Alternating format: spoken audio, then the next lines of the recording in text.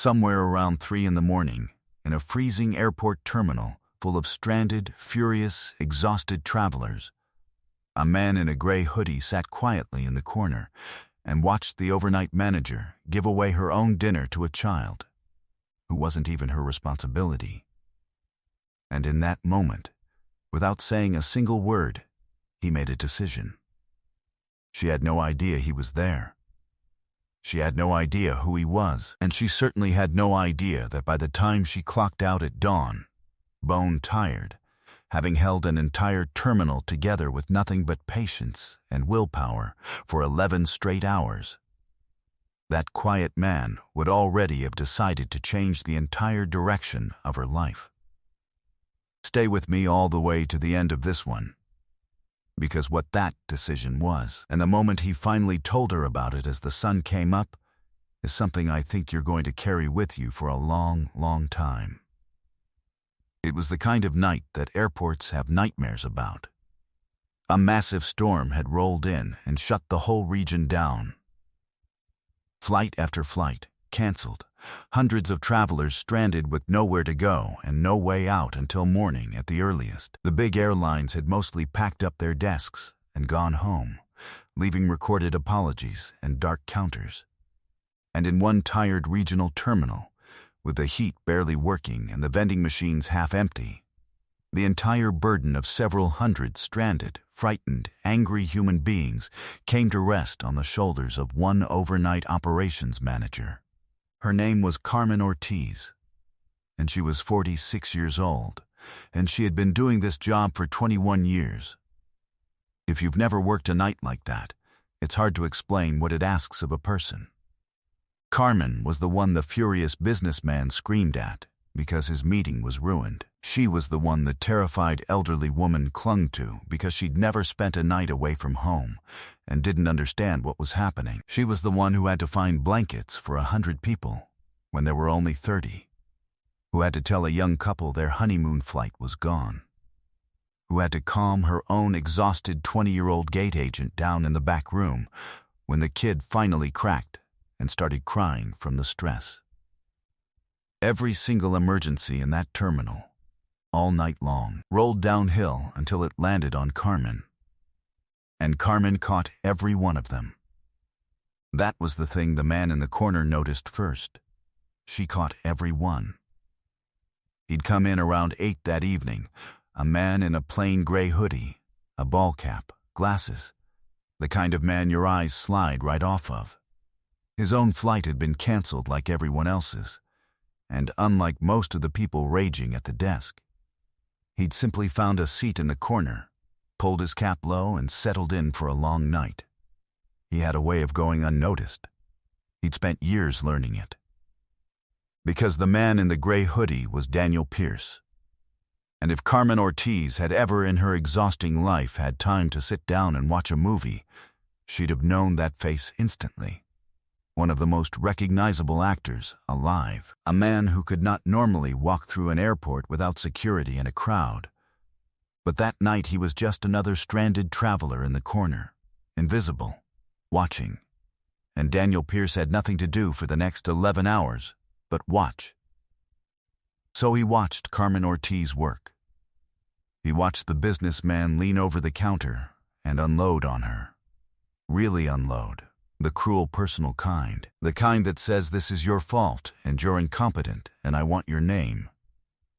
And he watched Carmen take it without flinching, wait for the man to run out of steam, and then say, quietly, and without a drop of sarcasm, "Sir, you're right that this is awful, and I'm sorry. The weather's not something I can fix.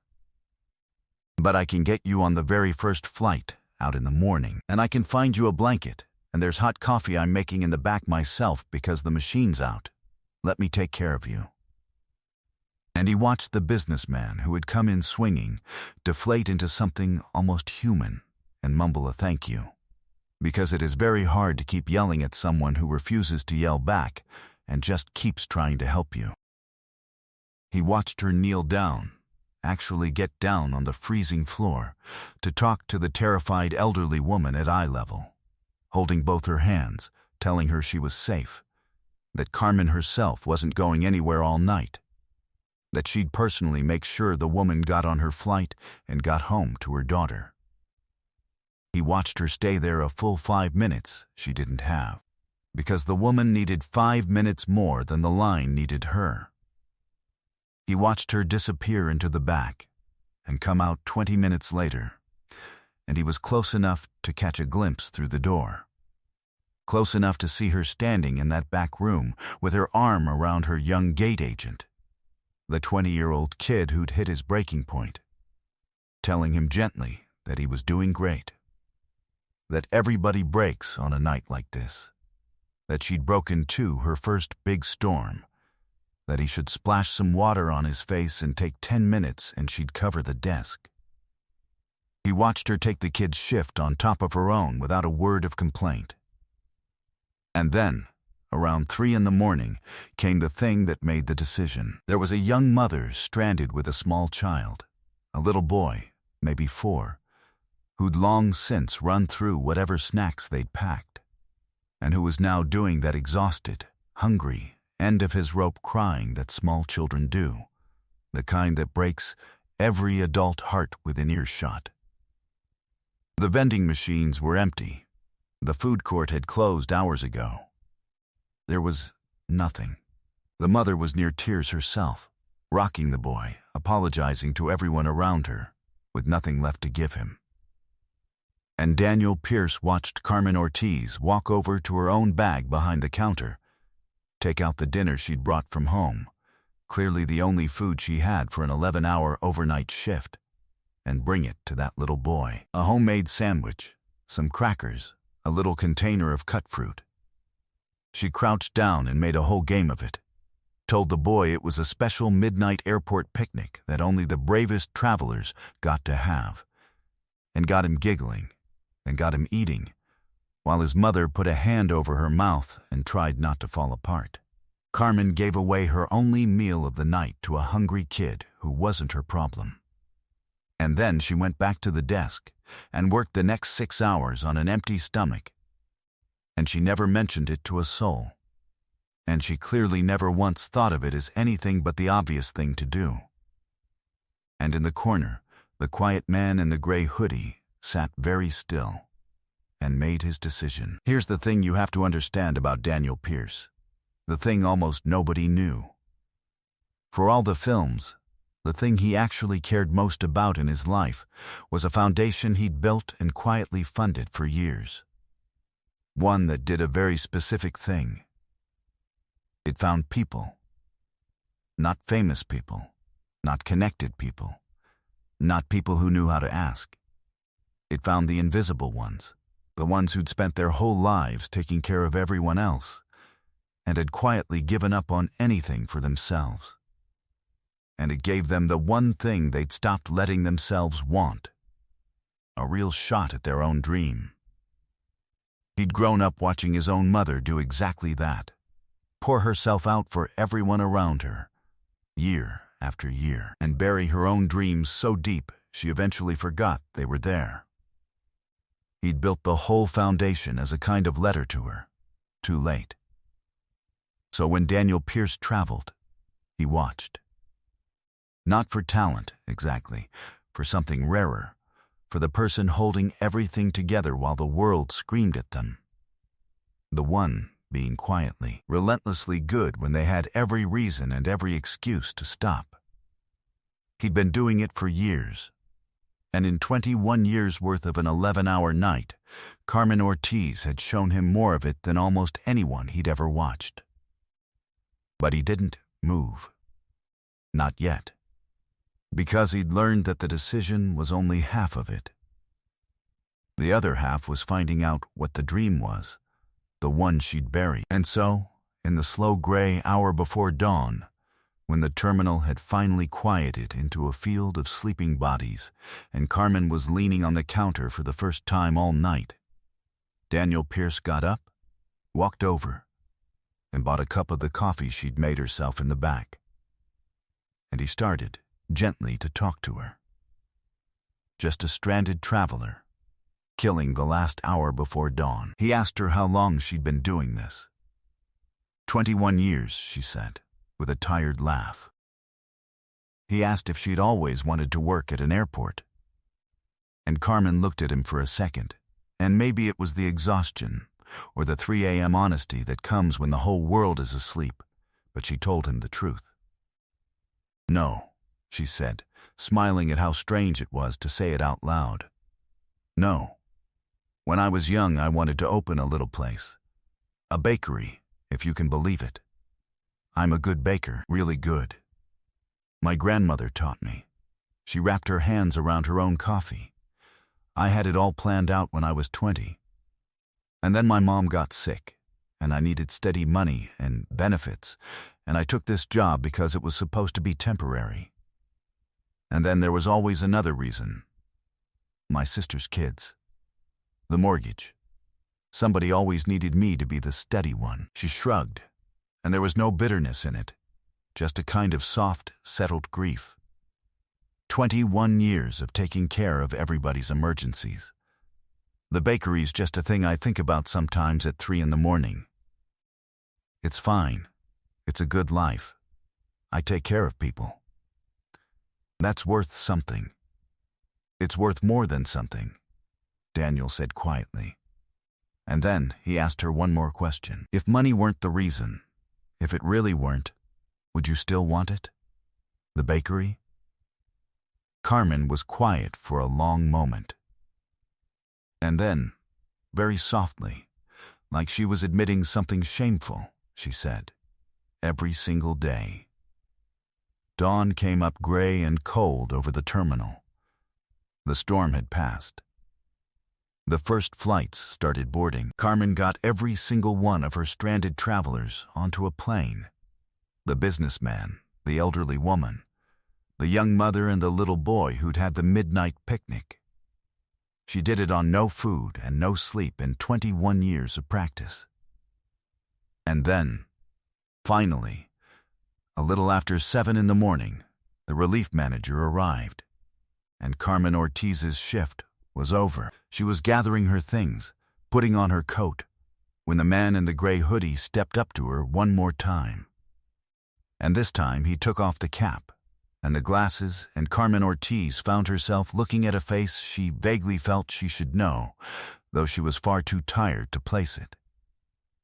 "I owe you the truth about who I am," he said. "But first I want to tell you about a decision I made around 3 o'clock this morning." And he told her. "The thing I told you about at the very beginning. The thing I haven't been able to shake. I've been sitting in that corner for 11 hours, Daniel said. I watched the whole night. I watched you get screamed at and answer with kindness. I watched you get down on the floor for a frightened old woman. I watched you take a crying kid off your gate agent's hands and cover his shift. And around 3 in the morning, I watched you give a hungry little boy the only food you had for an 11-hour night, and then work until dawn on an empty stomach and never tell a soul." He paused, and his voice was thick. "And somewhere in there, I made up my mind about something, before I ever knew your name or your story. I decided that I had just watched the most capable, most generous person I've come across in years spend her entire life taking care of everyone else's emergencies, and I decided it was somebody's turn to take care of one of hers." He told her who he was then, and he told her about the foundation, and he told her that it existed for exactly one purpose: to find the invisible people who'd buried their own dreams under everyone else's needs, and to hand those dreams back to them, not as charity, but as an investment in a person who'd already proven, over 21 years, exactly who she was. "I'm not offering you a handout," he said. "I watched you turn down softer things than that all night. I'm offering you a partner. The foundation will fund your bakery, the lease, the build-out, the ovens, the first year while you find your feet. You'll own it. You'll run it. It's yours. We don't take a cent back. The only thing we ask, the only thing, is that somewhere down the line, when you've got more than you need, You find some other invisible person holding everyone else together, and you do for them what somebody finally did for you. He smiled. I think they call it a midnight picnic. Carmen Ortiz, who had not cried once through an entire 11-hour night of other people's disasters, stood in the gray dawn light of the terminal and finally cried. For herself this time. For the 20-year-old with the bakery dream. For the little girl her grandmother taught to bake. For every 3 in the morning version of herself who'd quietly let it go. She runs that bakery now. I'll let you imagine the rest. But I think you already know it's the warmest place on its street. And I think you already know there's a standing rule there, posted where the staff can see it, about anyone who comes in hungry and can't pay. The kitchen makes mistakes on purpose. She learned that somewhere, on a long cold night, from the best of who she already was. I think about this story more than I expected to. And not because a movie star paid for a bakery. The money's just the ending. The thing that stays with me is the 11 hours before the money, the part where nobody important was watching. Or so she thought. Because here's what gets me. Carmen Ortiz was extraordinary on that night for one reason. She had no idea anyone who mattered was paying attention. She wasn't performing. There was no camera, no boss, no reward on the horizon. There was just a freezing terminal full of difficult, frightened people, and a tired woman who decided, 21 years ago and every single night since, to be good to them anyway. The man in the corner didn't create her character. He just happened to witness it. The goodness was already there, running all night long in the dark, for an audience of no one. And that's the quiet truth underneath the whole thing. The decision Daniel Pierce made at 3 in the morning, he could only make it because of who Carmen already was when she thought no one was looking. He didn't reward her for a performance. He recognized something real. And the lesson isn't be good so that someday a famous stranger rewards you. That almost never happens, and it's the wrong reason anyway. The lesson is that who you are at 3 in the morning, when you're certain nobody important is watching, is the truest thing about you. It's the only thing that was ever really yours. Carmen's whole life was built out of those unwatched hours. And it turned out they were the most valuable thing in that entire airport. So here's what I'll leave you with. You are going to have your own 3 in the morning moments this week. Not in an airport, in the small, unwitnessed corners of your ordinary life.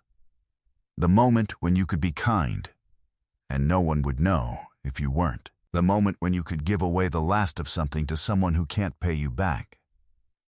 The moment when you could take care of one more person when you're already running on empty. Nobody important will be watching. That's exactly when it counts. That's who you actually are.